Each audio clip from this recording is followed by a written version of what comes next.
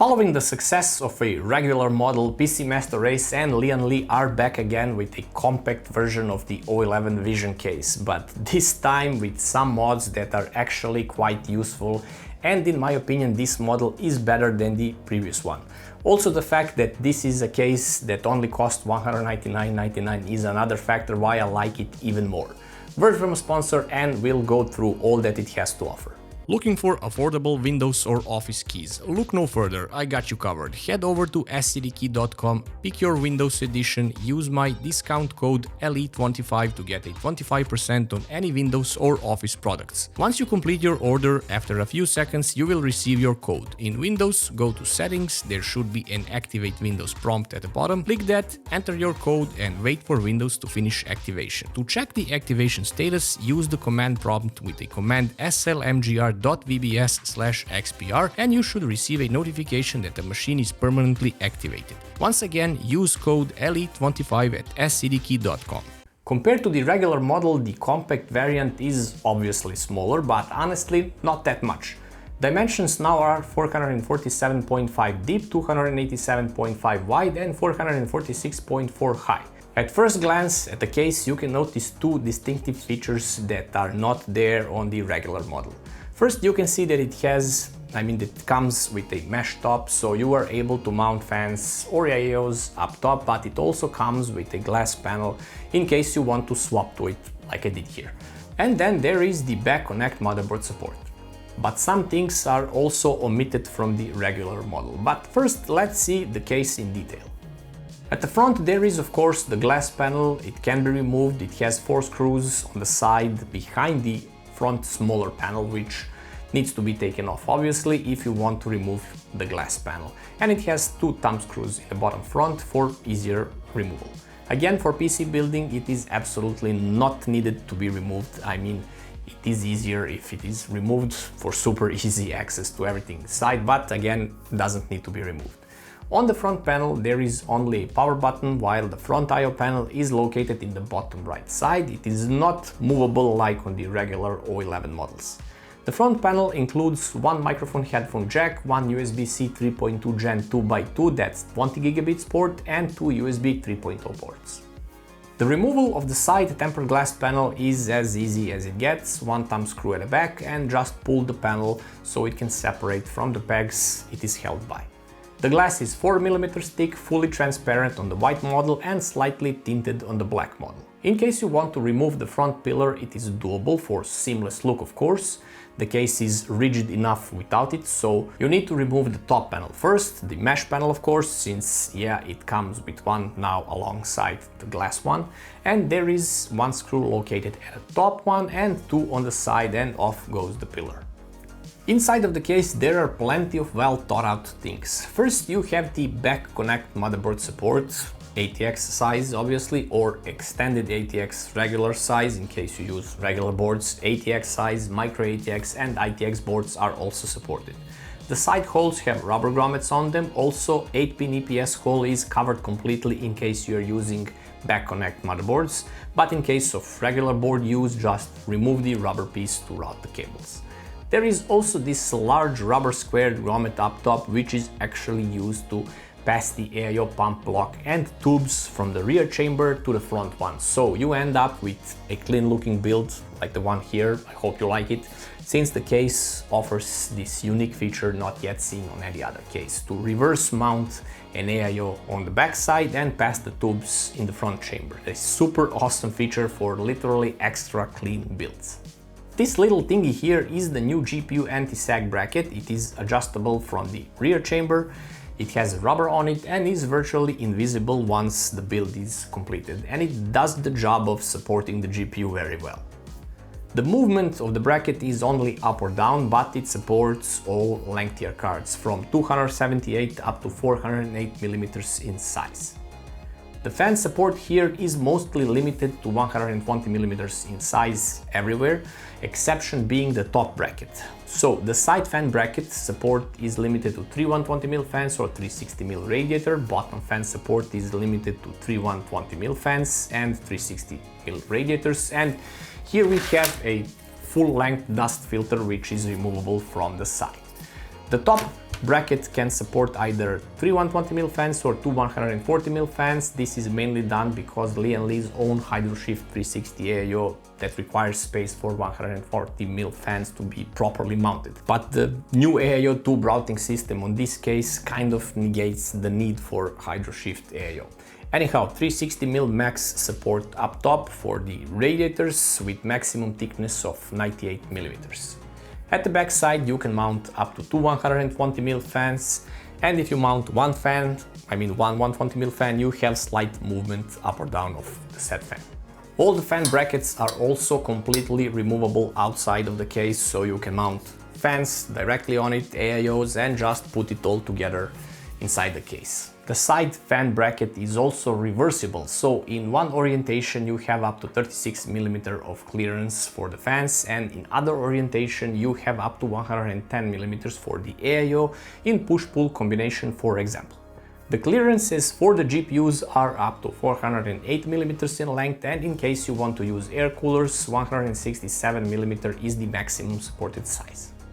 At the rear side you can notice one rubber cable pass-through hole. It's this little hole here. This is used for vertical LCD screens that are popular mod for this case. They can be positioned on this space above the motherboard tray, and you can use this cable pass-through hole for the HDMI cable for the LCD screen to operate. Here is also a protruding PSU mounting space, and you can see two hard drive caddies that can be removed by simply removing the thumb screws at the back. PCI brackets don't have bars between them, so using vertical GPU kits is possible. Lian also has its own risers. The same risers that go on any O11 case can be used here as well. The back panel is perforated for better airflow in places where it matters the most, so you have plenty of ventilation for the fans on one side and for the PSU and hard drives on the other side. Removing the panel is super easy, of course. PEG system is always used for keeping it in place. Here is the now famous swinging door with PC Master Race and Lian plaque. You can use the door for two 2.5-inch drive mounting spaces as well. And you can also completely remove this door because it's held in place by hinges. The two included hard drive caddies can support either one 3.5 or one 2.5-inch drive, so total storage support is either 4 2.5-inch drives or two 2.5-inch drives plus two 3.5-inch drives. Caddies can be of course completely removed in case you don't want them here. But doing so, you are not able to move the PSU placement in their spot. I missed this feature as this was possible on some O11 models. I don't want the PSU in the middle, for example, which makes cable management a bit messier, even in the case of Lian's own Edge PSU. Here you can see the side fan bracket in action and how it can be reversed. The PSU support is up to 220mm, by the way. Large Velcro straps are present everywhere around the back, also two large metal brackets to completely tidy your cable management game. The main features of this compact model are the back connect motherboard support, of course, and this genius AIO tube hiding system. So you just mount an AIO with the tubes exiting on the rear side and just use these two cutouts on the side to route the tubes and also route the whole pump block to the front chamber through this large grommet up top. Whoever thought about this deserves a raise. This is such a great feature without tubes dangling everywhere around the case.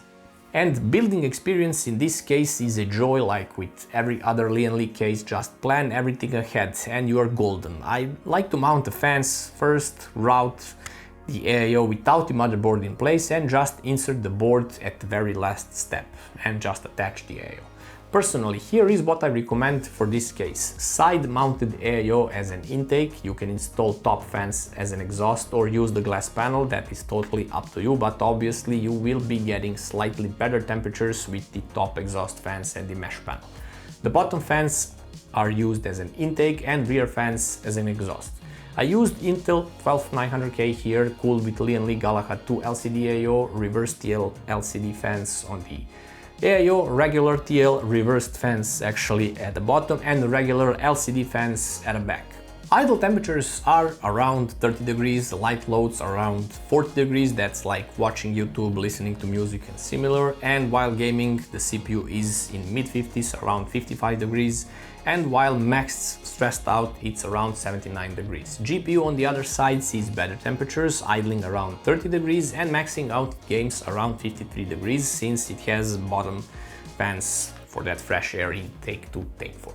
Obviously temperatures are awesome even with a top glass panel like I used here. In case you decide to add top fans and use the mesh panel, you will see about 3 degrees cooler temperatures. The GPU temperatures will remain the same since it has bottom fans already around there, but the idle of the GPU will be better around 28 degrees. And here are some pros and cons to consider in case you want to get the compact version instead of a regular version model.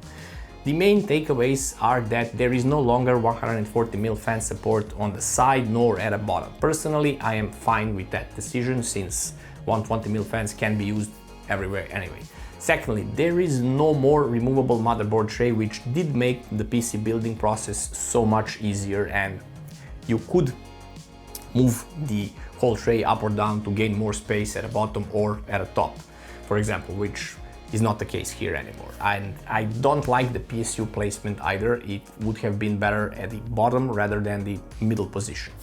The positive thing is that it has Velcro strap points on the outside, so you can tidy the cables that are running from the IR shield.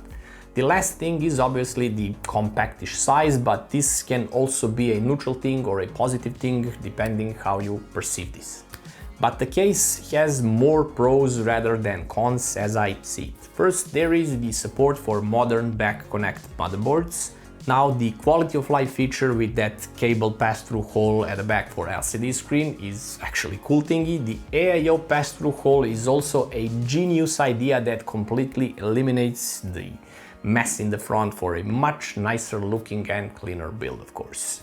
This magnetic corner piece triangle that doing its job that seamlessly connects all 3 glass pieces is also a handy thing both visually and functionally. Also, the ability to use the metal pillar or not is up to you, of course. The included mesh top panel is also a bonus because not everyone is fond of the top glass look. The GPU anti-sag bracket that is nearly invisible is also a welcome thingy. But the main positive thing about this case remains the price that is only $119.99 for all the included stuff and features that it has. So consider this case a better envisioned O11 VISION. Sounds silly, but it is like that. This compact form is just a plus as it is about the perfect size now. Anyhow, that will be all for this time, guys, and in case you have any questions, do not hesitate to ask them in the comments. And also I would like to know if you like the compact model more or do you like the regular version of the O11 VISION more. In the meantime, sub to the channel, like and share the video, and I'll be seeing you in the next one. Bye.